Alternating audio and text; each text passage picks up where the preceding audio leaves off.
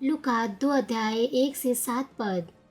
उन दिनों में औगुस्तु कैसर की ओर से आज्ञा निकली कि सारे जगत के लोगों के नाम लिखाए जाएं। यह पहली नाम लिखाई उस समय हुई जब क्यूरियस सीसोरिया का हाकिम था, और सब लोग नाम लिखवाने के लिए अपने अपने नगर को गए। सो यूसुफ भी, इसलिए कि वह दाऊद के घराने और वंश का था, गलील के नासरत नगर से यहूदिया में दाऊद के नगर बैतलहम को गया कि अपनी मंगेतर मरियम के साथ, जो गर्भवती थी, नाम लिखवाए। उसके वहां रहते हुए उसके जनने के दिन पूरे हुए, और वह अपना इकलौता पुत्र जनी और उसे कपड़े में लपेटकर चरनी में रखा, क्योंकि उनके लिए सराय में जगह न थी। आमीन। मसीह में प्रिय भाई और बहन, क्रूस के संदेश का ये 13वां सत्र है, और आज हम आपके बताएं कि यीशु के काहे चरनी में रखल गए। यीशु के घड़साल में जन्म लेने के अर्थ एक जानवर से रहल जौन की चरनी में रखल गए, और वो गरीब जीवन जियन। जब उनके क्रूस पे चढ़ावल गए, उनकर पूरा शरीर पे कोड़ा मारल गए, और अपने सिर पे कोड़ों की ताज पहनने, और उनके हाथ और पैर में छेदल गए। उन नंगा क्रूस पे लटकावल गई ने, जौन कपड़ा वो पहले रहने। रोम के सैनिक उनके 4 टुकड़ा में बांट डाले, और उनका अंगरखा चिट्ठी डालकर एक सैनिक ले लाले, और साथ ही अपना एक तरफ रोम के सैनिक के द्वारा छेदी गैल के द्वारा वो अपन सारा लहू और पानी बहा देने। ये प्रत्येक प्रक्रिया में परमेश्वर के प्रधान पावल जाला, पर ये परमेश्वर के विधान हवे और अनुग्रह हवे और कृपा हवे, और हमनी के आशीष देव के खातिर है। हमनी के आशीष के विश्वास के साथ ग्रहण करें के जो उनकर विधान में बा, तो हमन के अपने जीवन में आशीषों का आनंद ले सकेनी के। आज से हम वो आशीष के विषय में हम बताएं जौन परमेश्वर यीशु के द्वारा हमनी के देले बाने। हमके आशा बा कि आप पिता परमेश्वर के प्रेम परीक्षा के साफ तौर पर समझ पाई में, जे अपन इकलौता पुत्र दे दिए, और प्रभु के प्रेम के जे अपन सब कुछ बलिदान कर दिले। हम प्रभु के नाम से प्रार्थना करते नहीं कि आप तमाम वो आशीष के पाई जब परमेश्वर हमके यीशु मसीह के नाम से देना है, और परमेश्वर के अपने हृदय की गहराई से महिमा दी। मसीह में प्रिय भाई और बहन और दर्शक, आज का लेख यीशु के जन्म के विषय में बतावेला। कुंवारी मरियम, जे यीशु के पवित्र आत्मा के सामर्थ्य से जन्म देले रहली, वो अपने पति के साथ बैतलहम चल गईली। उस समय बैतलहम के सारा स्थान लोग से भरल रहल, और ओइजा कोनो और स्थान नहीं रहल। ओइ से मरियम गौशाला के एक सराय में जन्म देली, काहे के ओइजा यीशु के रखे के जगह नहीं रहल, जेके कपड़ा में लपेटल गईल रहल। उनके एक चरनी में रखल गईल, जौन के एक पात्र होला जिसमें जानवर के खाना होला। आमतौर पे बच्चा एक आरामदायक कमरा में पैदा होने और एक सुखदायक बिस्तर पर लेटल रहने, पर काहे यीशु जौन के एक परमेश्वर के इकलौता पुत्र है, काहे वे गौशाला में पैदा भइले, और काहे उनके चरनी में रखल गए। यो भी परमेश्वर के विधान हमनी के आशीष देवे के रहल। सफोपदेशक 3:18 कहेला, मैंने भी मन में कहा कि ये इसलिए होता है कि परमेश्वर मनुष्य को जांचे कि वे देख सके कि वह पशु के समान है। जब परमेश्वर मनुष्य के जचने, वो पशुओं से कोनो अलग नहीं रहने। ये सुनने पे केहू के आश्चर्य हो सकेला, काहे ऐसा है कि मनुष्य जानवर के समान बने। परंतु यदि आप मनुष्य के बुराई के बारे में सोचें, तो अक्सर जानवर से भी ये बदतर होला, और यहाँ तक कि जानवर में भी कुछ ऐसा बाने जे अपने साथी के जीवन भर नहीं बदलने, और दूसरे के भी बिना कोनो कारण से नहीं मारने, अगर वो भूखा या उनकर जीवन जोखिम में न होखे। और जानवर में भी कुछ ऐसा होने जे अपना पूरा जीवन भर अपने साथी के ना बदलने, और अपने छोटे के लिए अपने आप के बलिदान करने। आपके घर में कुत्ता, वो अपन स्वामी के लिए वफादार होने, और अपने स्वामी के लिए कभी कभार वो अपन जीवन बलिदान करने। हम मुश्किल से ही सुन ले हम कि कोनो कुत्ता अपने मालिक के धोखा दे ले, परंतु हमने के मनुष्य जन सभी प्राणी के प्रभु हमें दूसरे लोग के बार बार धोखा देने के। मनुष्य के विषय में आप का कहेंगे? अपनी इच्छा के पूरा करने के खातिर मार पिटाई करे, वे एक हिंसा से स्त्री, बच्चा, बीमार लोग के मार देने लोगन। यहाँ तक कि परिवार और पड़ोसियों में भी सच्चा प्रेम ढूंढ पावल मुश्किल बा। तलाक लगातार बढ़त जाता, वो लड़ने लोगन, मुकदमा चलाने लोगन, यहाँ तक कि माता पिता, बच्चा और भाई और बहन के बीच में हत्या कर दिए लोगन। यदि उनके लाभ के नहीं होला, तो वो अपने माता पिता के या देवे के, यहाँ तक कि अपन पुराना दोस्त के भी धोखा देने। अक्सर हमन के ऐसे लोग मिलने जे भलाई के साथ बुराई कर रहे, लोग दूसरे लोग के खरीदे और बेचे, कभी कभार वो अपने बच्चे के भी बेच देना है, यहाँ तक कि छोटे छोटे बच्चा वे गिर भी बना लेना कुल और ऐसा काम करना है जेके बता ना सके नहीं हम। हर दिन समाचार में हमने के बहुत से तकलीफदायक चीज सुने के मिलेला जेकर कल्पना भी ना करी जा सकेला। ये तमाम काम के देख कर हमने के कह ना सके कि मनुष्य जानवर से भी बेहतर बा। आरंभ से परमेश्वर मनुष्य के अपने भला और पवित्र स्वरूप में रचले रहना है, परंतु आदम के गिरजैले के बाद मनुष्य पापी बन गए और उ परमेश्वर के भला स्वरूप के खो दिया। उनकर आत्मा मर गई, वो खाली देह और प्राण में जीवित रह गई ने। कोई सू जानवर के समान हो गई ने जेकरे पास केवल देह और प्राण बाटे। जैसे जैसे उनकर अधिक और अधिक हृदय कलंकित होत गए, अपनी इच्छा और वासना के चलते वो बहुत से प्रकार के पाप कई ने। कैसे इस तरह के मनुष्य जौन एक जानवर के समान बन गए पवित्र स्वर्ग के राज्य में प्रवेश कर सकेला।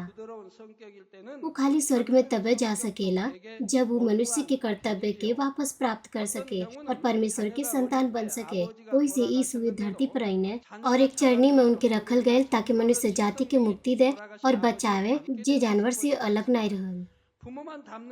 यूना 6 पद कहेला, जीवन की रोटी जो स्वर्ग से उतरी मैं हूँ। यदि कोई इस रोटी में से खाए तो सर्वदा जीवित रहेगा, और जो रोटी मैं जगत के जीवन के लिए दूंगा वह मेरा मांस है। मनुष्य की रोटी जो स्वर्ग से उतरल बा ओकर अर्थ है परमेश्वर के वचन के अपने हृदय में रखल। वचन ए धरती में देह में आयल। जे प्रकार हमनी के शरीर खाली भोजन के द्वारा जीवित रहेला, वही प्रकार से हमन के आत्मा भी केवल आत्मिक भोजन से ही जीवित रह सकेला। यीशु वचन हवे जौन ए धरती पे देह में होकर आईने। यीशु जी वचन हवे धरती पे देह में होकर आईने और मनुष्य जाति के लिए भोजन बन गई ने जो जानवर के समान रहना है। अब मनुष्य अपने कर्तव्य के वापस प्राप्त कर सकेला और परमेश्वर के खोल स्वरूप के इस सच्चाई के हमनी के महसूस करा के करते यीशु के चरनी में रखल गए। मसीह में प्रिय भाई और बहन, तो फिर कैसे हमनी के जानवर के जैसन जीवन से अलग हो सकेंगे और सच्चा जीवन प्राप्त कर सकेंगे। हमनी के कर्तव्य के कैले और मनुष्य के समान जीवन यापन कैले के मार्ग का है। सफो उपदेशक 12 अध्याय 13 पद कहला, सब कुछ सुना गया, अंत की बात यह है कि परमेश्वर की भय मान और उसकी आज्ञाओं का पालन कर, क्योंकि मनुष्य का संपूर्ण कर्तव्य यही है। जैसन के पढ़ल गए मनुष्य के संपूर्ण कर्तव्य परमेश्वर के भय मानल और ओकर आज्ञा के पालन करल है। नीति वचन 8 अध्याय 13 पद कहला, यहोवा का भय मानना बुराई से भय रखना है। परमेश्वर के आज्ञा के मानल बाइबल में पाए जाने वाला आज्ञा के पालन करल हवे जौन की परमेश्वर के वचन हवे। ऐसा बहुत सी आज्ञा बाटे, जैसे कि हमेशा आनंदित रह, लगातार प्रार्थना करत रह, हर परिस्थिति में धन्यवाद द, बैर न कर, शराब न पिय, शपथ के दिन पवित्र माना, वाचा के पूरा कर, हर बुराई से बचल रह, विवाह से दूर रह। हमनी के वो काम नहीं करे चाहिए जैसे बाइबल हमनी के ना कहे कहेला। वो काम करे चाहिए जेके हमनी के वो करे कहेला। जेके रखे कहला ओके रखे चाहिए, जेके निकाले के कहला ओके निकाल दे चाहिए। एक तरह से बाइबल के आज्ञा के पालन करल परमेश्वर के आज्ञा के पालन करल है। परंतु ऐसे बहुत से लोग बाने जे अपन होठ से अंगीकार करन है कि अब परमेश्वर पे विश्वास करेनी, परमेश्वर के भय मानेनी, परंतु वे परमेश्वर के आज्ञा के पालन ना करन है।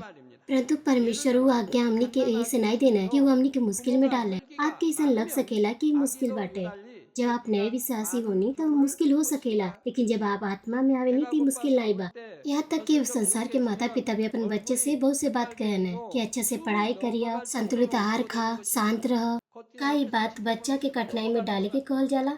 बिल्कुल नहीं। माता पिता ये अपने बच्चा के भलाई के लिए कहन है। काहे कि आप अपने बच्चा से प्रेम रखेनी, कोई कारण से आप ये ना सिखा सकेनी कि पढ़ाई करल मुश्किल बा ओइसे खेलत रह, या फिर घर के साफ करल भारी बाटे ओइसे गंदा रह। आप अपने बच्चा के सुविधा के लिए ऐसा नहीं कह सकेनी कि तो के हर दिन नहाइले की जरूरत नहीं बा, बहुत से दिन में एक बार नहा, तो वो एक दिन में केवल एक बार हाथ पैर धो। काहे कि आप अपने बच्चे से प्रेम करेनी, ओइसे आप उनके कहेनी कि आप यातायात के नियम के पालन करी। काई माता पिता के प्रेम नहीं है? यदि आप सचमुच अपने बच्चे से प्रेम रखेनी तो आपके उनके सिखाए चाहिए कि वो मनुष्य के कर्तव्य के करे। हमनी के पिता परमेश्वर हमनी के वह काम करे के आज्ञा देना है जो हमनी के मनुष्य होने के नाते करे चाहिए। जी के परमेश्वर नहीं करे कहना वो हमनी के लिए जरूर है कि हमनी के कलेश और दुख में और नरक में न गिर जाएंगे। जौन कुछ हमनी के करे कहना वो हमनी के खातिर आशीष और उत्तर प्राप्त करे के जरूरी बा और अंत में स्वर्ग के राज्य में जाए खातिर वो हमनी के कुछ काम करे के और ना करे के कहन। ताकि हमनी के नरक में ना गिरी के। वो हमनी के कुछ काम के करे के और आज्ञा के पालन करे के कहन है, ताकि हमनी के स्वर्ग राज्य में प्रवेश करी। वो हमनी के कहत पाना कि हमनी के परमेश्वर के कोई स्वरूप के प्राप्त करे के, पिता के रूप के। ए तरह से हमनी के संपत्ति और आशीष के प्राप्त कर सकेनी के, स्वस्थ और दूसरे आशीष। यहाँ तक कि आप तक बच्चा भी यदि आपसे वो प्रेम करे न, भरोसा रखे न, तो वो भी आपके पालन करिए। वही प्रकार से यदि आप परमेश्वर से प्रेम रखे नी, जे अपन इतना महान प्रेम हमनी के देले बाना, और प्रभु से जे हमनी के खरदिन क्रूस पे चढ़ना है, तब परमेश्वर के वचन के पालन कर कोई मुश्किल नहीं बा। हमके आशा बा कि आप परमेश्वर के पुत्र के टूटल फूटल गौशाला में जन्म लियल और चन्नी में रखल गईल के विधान के महसूस कर में। एक तरीके से हमके आशा बा कि आप परमेश्वर के भय मन में और अपने हृदय की गहराई से और परमेश्वर के खोए हुए स्वरूप के पूरी तरह से पुनः प्राप्त कर में। मसीह में प्रिय भाई और बहन, यीशु राजा के राजा हवे, प्रभु के प्रभु हवे, उस सृष्टिकर्ता परमेश्वर के साथ एक हवे। यूहन्ना 1:3 कहला, सब कुछ उसी के द्वारा उत्पन्न हुआ और जो कुछ उत्पन्न हुआ उसमें से कोई भी वस्तु उसके बिना उत्पन्न न हुई। यूहन्ना 3:35 कहता है, पिता पुत्र से प्रेम रखता है और उसने सब वस्तु उसके हाथ में दे दी है। यही प्रकार से यीशु जिस सब चीज के स्वामी रहना है, उस स्वर्ग की सारी महिमा के छोड़ के इन कमी धरती पर रहना है और एक जानवर के नीच चरनी में जन्म लेना है। न केवल तब जब वो जन्म लाना, परंतु अपन पूरा जीवन में वो गरीबी में जीवन जियना। हमनी के पास तक कुछ किराया के या दूसरा घर बा, परंतु उनके पास किराए के घर भी न रहल। मत्ती 8:20 में कहल गई, लोमड़ियों के भट्ट और आकाश के पक्षियों के बसेरे होते हैं, परंतु मनुष्य के पुत्र के लिए सिर धरने के लिए भी जगह नहीं है। वो बिना कोनो स्थायी घर के सुसमाचार के प्रचार करने खातिर यहाँ वहाँ जात रहना, बीमार के ठीक कहने, कभी कभार वो प्यासा रहना और भूखा रहना और थकल रहना, परंतु बिना आराम कैले वचन के प्रचार करने। ऐसा नहीं कि उनके पास अमीर जीवन जियले के खातिर योग्यता नहीं रहा। यीशु पानी में से दाखरस बनौने और 5 रोटी 2 मछली से 5000 लोग के खाना खिलाए के चमत्कार कईने, और फिर 12 टोकरी वो खाने के उठावल गए जौन बच गए रहल। यह भी जैसे वो आज्ञादान है, जब पतरस मछली के पकड़ना तो मछली के मुंह में सिक्का रहल। अगर वो अपन सामर्थ अपने लिए इस्तेमाल करता है तो वो एक अमीर जीवन से भी अच्छा जीवन जी सकत रहना, परंतु का करन रहल कि वो गरीब जीवन जियना।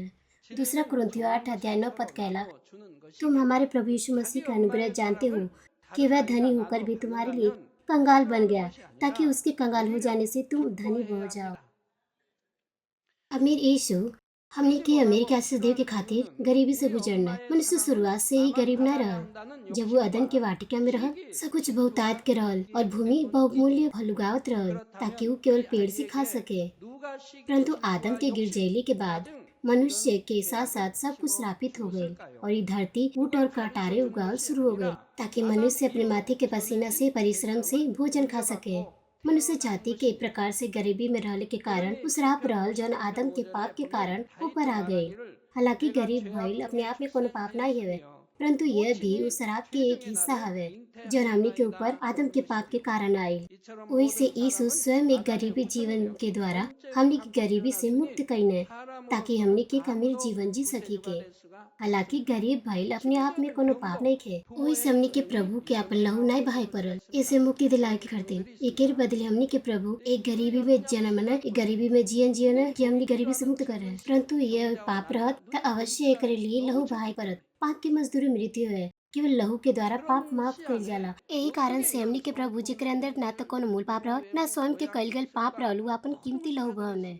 वो काट के ताज पहिने कि हमनी के विचार के द्वारा कइल गइल पाप की क्षमा करे। उनकर हाथ और पैर में छेदल गइल, वो नंगा रहना, पूरा शरीर पे कोड़ा मारल गइल और वो अपन तमाम पानी और लहू भी बहा देने, जब उनकर एक तरफ भाला से मारल गइल, ताकि हमनी के सारा पाप माफ हो सके। मसीह में प्रिय भाई और बहन, कुछ लोग कहने कि सही नहीं है अगर हमनी के परमेश्वर से चीज के आशीष मांगे के, लेकिन बाइबल में ऐसा बहुत से वादा बा कि परमेश्वर हमनी के अमीर बनाई है।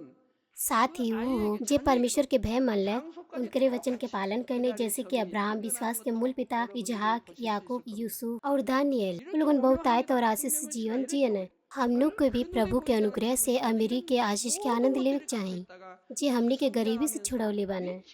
जब हमनी के पर्याप्त धन्यवाद होने के परमेश्वर की महिमा दे सकेनी के। अगर हमनी के गरीब हो के कहे के तू यीशु मसीह पे विश्वास करा तो आप आशीष पाई में, तो सुने वाला का कहिए, वो कही कि पहले तू खुद आशीष पावा। अगर आप बीमार हो के ई कह में कि आप ठीक हो जाए में अगर आप प्रभु के ग्रहण कर में तो वो कही है कि पहले तू खुद ठीक हो जा। इस तरह से आप परमेश्वर के महिमा ना दे सके नहीं। हालांकि हमन के अपनी इच्छा पूरा करे खर्ती न मांगे चाहिए, परंतु केवल परमेश्वर के महिमा के लिए। याकूब 4:2 में लिखल बा, तुम लालसा रखते हो और तुम्हें मिलता नहीं, तुम हत्या और डाक करते हो और कुछ प्राप्त नहीं कर सकते, तुम झगड़ते और लड़ते हो। तुम्हें इसलिए नहीं मिलता कि मांगते नहीं, तुम मांगते हो और पाते नहीं, इसलिए कि बुरी इच्छा से मांगते हो ताकि अपने भोग विलास में उड़ा दो। परंतु आप गलत मनसा और अपनी ही खुशी के लिए मांगनी, वैसे परमेश्वर आपके उतरना ही देना है। काहे कि जब वासना गर्म होला तो पाप के जन्म देला, जब पाप पूरा होला तो मृत्यु लावेला।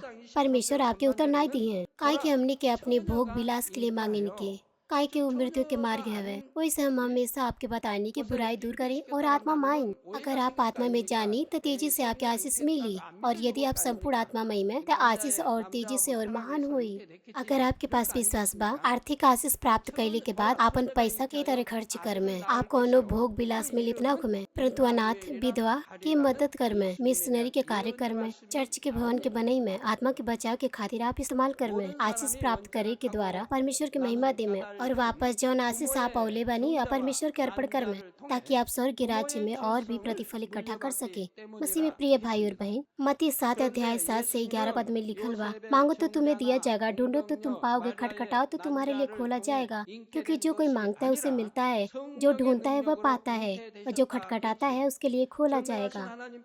तुम में से ऐसा कौन मनुष्य है, यदि उसका पुत्र उससे रोटी मांगे तो वह उसे पत्थर दे, वह मछली मांगे तो सांप दे? सो तुम बुरे होकर अपने बच्चों को अच्छी वस्तु देना जानते हो, तो तुम्हारा स्वर्गीय पिता अपने मांगने वाले को अच्छी वस्तु क्यों न देगा।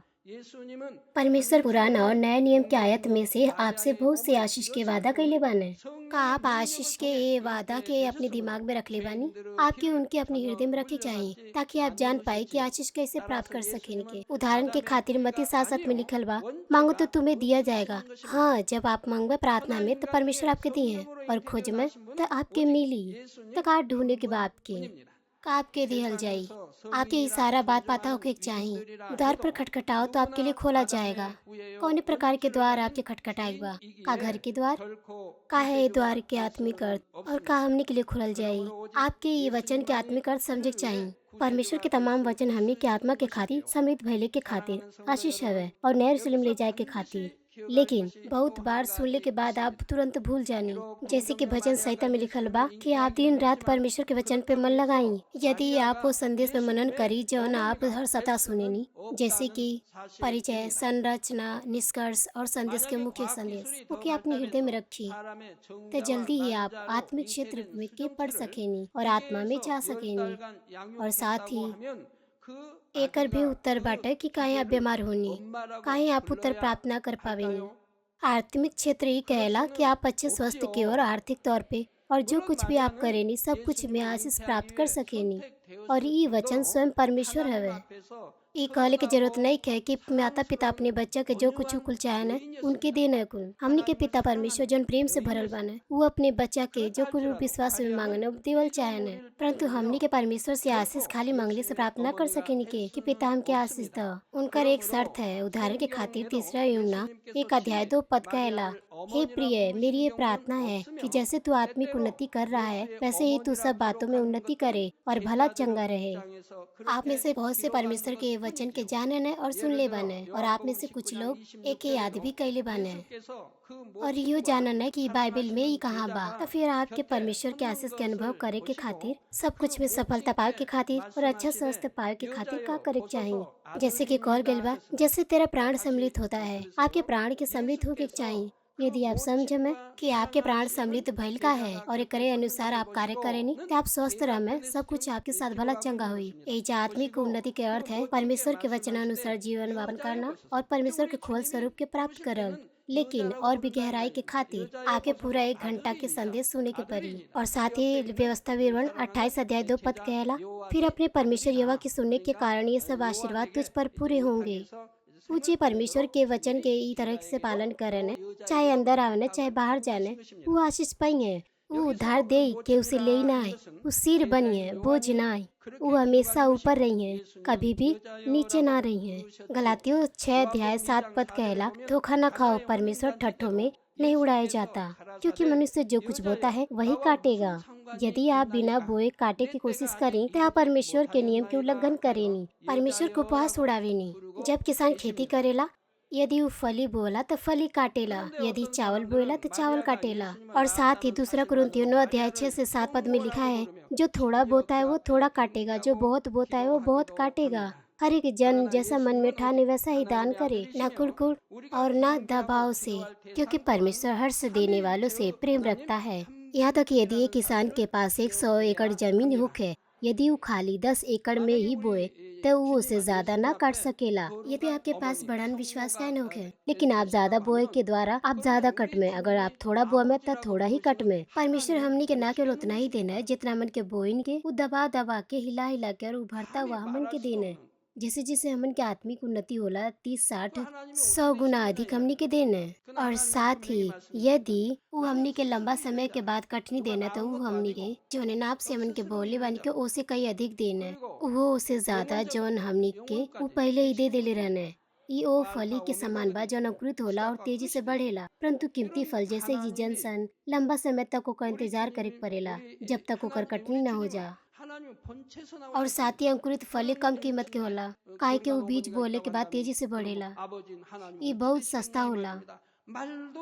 वही से जौन चीज तेजी से उगला वो सस्ता होला, लेकिन जिनसन ऐसा चीज है जो बहुत कीमती होला और बहुत लंबा समय के उगले में लगेला। प्रिय भाई और बहन, कुछ लोग के दुख महसूस होला, वो कहे न वो देल चाहे न, लेकिन उनकरे पास परमेश्वर के सम्मुख बोले के संतिन कुछ नहीं बा। परंतु ई नियम कि जे बहुत बोला बहुत काटी, ई कोनो धनराशि या भेंट के मात्रा के विषय में नहीं है। ई पैसा नहीं है जे के परमेश्वर ग्रहण करे न, परंतु ये हमनी के हृदय के सुगंध हवे। परमेश्वर ठीक ठीक जाने न कि कौने प्रकार के हृदय से हमनी के उनके देनी के कितना प्रेम और विश्वास से। मरकुस 12 अध्याय वो विधवा के विषय में बतावेला जे 2 दमड़ी भेंट दियली।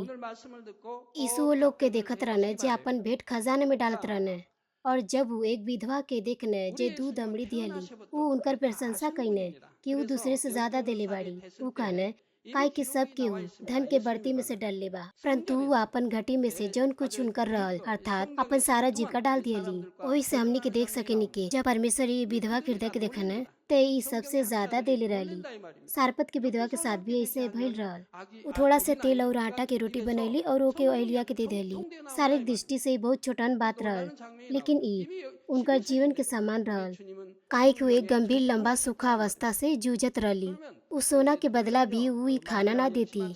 परमेश्वर ये भेंट के खुशी से ग्रहण कईने और उनके आशीष दिए ने, और उनकर बेटा के भी कि जब तक उस सूखा समाप्त न हो गई उनकर भोजन खत्म ना भइल। यदि आप याद रखी कि परमेश्वर भेंट के मात्रा के ग्रहण ना करने, परंतु ओमे जो सुगंध पावल जाला ओके ग्रहण करने, ते आप ही नहीं कह सकेनी कि हम गरीब बानी, हमरे पास कुछ बोए के नहीं बा।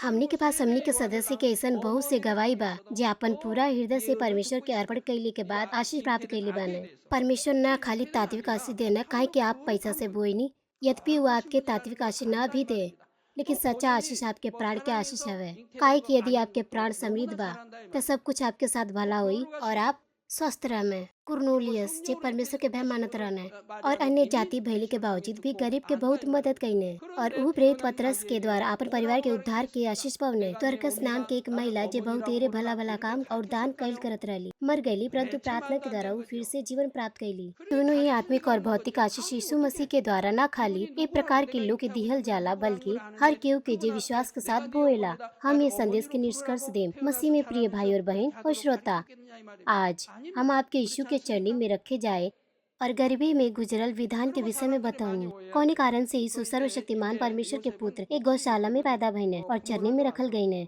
जो जानवर के लिए होला। वही से कि मनुष्य जाति के खातिर जे जानवर से अलग ना रहल, जीवन के भोजन बन गईने। यीशु के ई अनुग्रह के द्वारा हमनी के परमेश्वर के भय मान सकेनी के, उनकर आज्ञा के पालन कर सकेनी के, ताकि हमनी के एक मनुष्य के समान जी सके। हम बहुत धन्यवादित बानी कि प्रभु के ग्रहण कैले के बाद और परमेश्वर के ग्रहण कैले के बाद हम सत्य के जान पाऊनी। और एक मनुष्य के तौर पे जीवन जी पाऊनी। अगर हम सत्य के नाय जानती और प्रभु के नाय ग्रहण करती तो हम वो संसार के जैसन जीवन जियत रहती। हमके गुस्सा आवत, हम गरम स्वभाव के, दूसरे के प्रति दुर्भावना रखे वाला, हृदय के अंदर सभी प्रकार की गंदगी और अशुद्ध इच्छा के आनंद करे वाला बन जाती। लेकिन प्रभु और परमेश्वर ये तमाम चीज के हमसे दूर निकलने, अपनी लड़का के समान जीवन और सत्य के वचन के द्वारा नए सिरा से जन्मने। और ए तरह से आज के दिन तक हम लगातार आत्मा में बदलत रहे नी। और कौने कारण से यीशु जी सब चीज के स्वामी हवे, ये धरती पे गरीब जीवन जियने, वो हमनी के अमीर बना के संतीन रहल। हमके आशा बा कि आप ये विधान के महसूस कर में और मनुष्य के कर्तव्य के वापस प्राप्त कर में और प्रभु के अनुग्रह में बनल रह में, जे हमनी के गरीबी से छुड़ौले बाने। हम प्रभु के नाम से प्रार्थना करत बानी कि आप दोनों आत्मिक और भौतिक आशीष के प्राप्त करें और महानता से परमेश्वर की महिमा दें।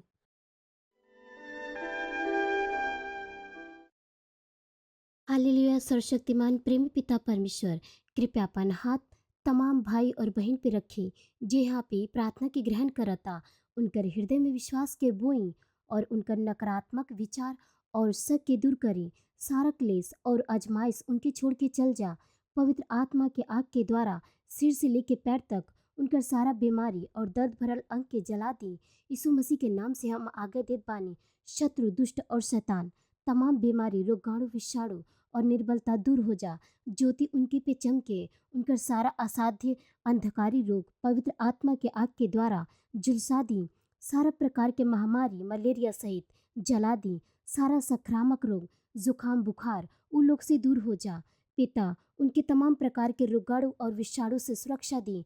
उनके तमाम प्रकार के कैंसर, पेट के कैंसर, फेफड़ा के कैंसर, जिगर के कैंसर, छाती के कैंसर और गर्भ के कैंसर से और आंत के कैंसर से ठीक करी। और तमाम दूसर बीमारी जैसे कि एड्स, लुकीमिया, दिमागी रक्तचाप, ऊंचा रक्तचाप, धीमा रक्तचाप, हृदय के रोग, फेफड़ा के रोग, स्त्री रोग, थायराइड के रोग और सारा सूजन दूर हो जा।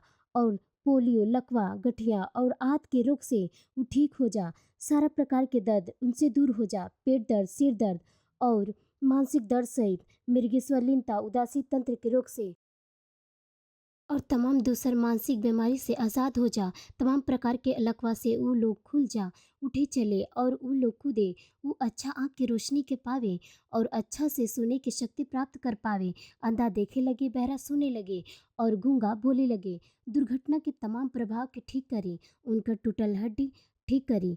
उनकर जलन से ठीक करी। जलन और दहन संवेदना उन लोग से दूर हो जा। सारा प्रकार के नशा के लत से, हर पदार्थ के इस्तेमाल से साफ हो जा। पिता, मरल कोशिका, उत्तक और तंत्र के फिर से ठीक करें और मुर्दा के जिया दें। उन लोग के आशीष दी गर्भधारण के। पिता, उन लोग के गर्भधारण के आशीष दी। यीशु मसीह के नाम से हम आज्ञा देत बानी। शत्रु, दुष्ट और शैतान, हवा के शासन, बुरी सेना और उनकर दास उन लोग से दूर हो जा। बुरी आत्मा, अशुद्ध आत्मा, धोखा के आत्मा, झूठ के आत्मा, अलग करे वाली आत्मा और तमाम अंधकार के ताकत उन लोग से दूर हो जा। दुष्ट के तमाम बंधन खुल जा, उन लोग से दूर हो जा। ज्योति आ जा। पिता परमेश्वर उनकी ताकत दी कि उ लोग प्रार्थना में पुकारे, पाप के दूर करे के उ लोग की सामर्थ्य दी और उ पवित्र हो जा। उ भला स्वस्थ में बनल रहे। जब उनका प्राण सम्मिलित होता था, उनकर परिवार में सुसमाचार के प्रचार कइल जा। उनकी सुरक्षा दी। तमाम प्रकार के दुर्घटना और विपत्ति से अपने बच्चन के, उनकर घर, कार्यशाला, व्यापार की सुरक्षा दी। पवित्र आत्मा के आग के दीवार से स्वर्ग सेना, स्वर्गदूत और अपन धरती आग के द्वारा। पिता परमेश्वर, आपके धन्यवाद। सारा महिमा केवल आपके मिले। हमरे प्रभु यीशु मसीह के नाम से हम प्रार्थना करते नहीं। आमीन।